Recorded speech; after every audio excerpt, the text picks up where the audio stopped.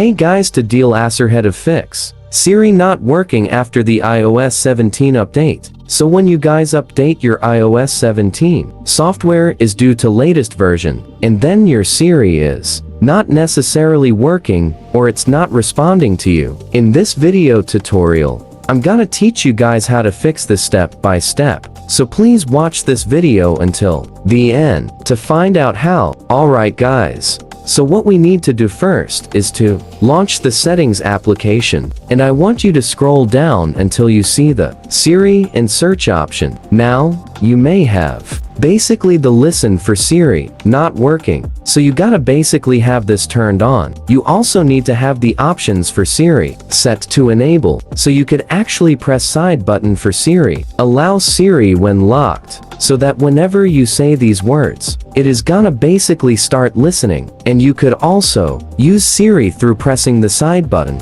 and allowing Siri when locked. You might have these options turned off, or you may experience a bug that if these options are turned off as soon as you update. So you gotta double check and have these turned on. But in the case that you are still experiencing some problems, even though, well, that is gonna be to Apple now. So when you are using the latest version, or the version that is first came out of iOS 17, you may experience some bugs with that, so you gotta double check. Since Apple does roll out constant updates to these bugs, I gotta double check if iOS or the Apple has a new update for you. So as you see, we do have a new update right here, which is iOS 17.0.3, which does fix important bugs. So you gotta go ahead and update your publications or update your iOS software to the latest version, so that bugs like this would be fixed, and you were gonna have the best user experience possible. Now, that's all for this video guys. Thank you for watching. Please like this video and subscribe as well if you guys learned something,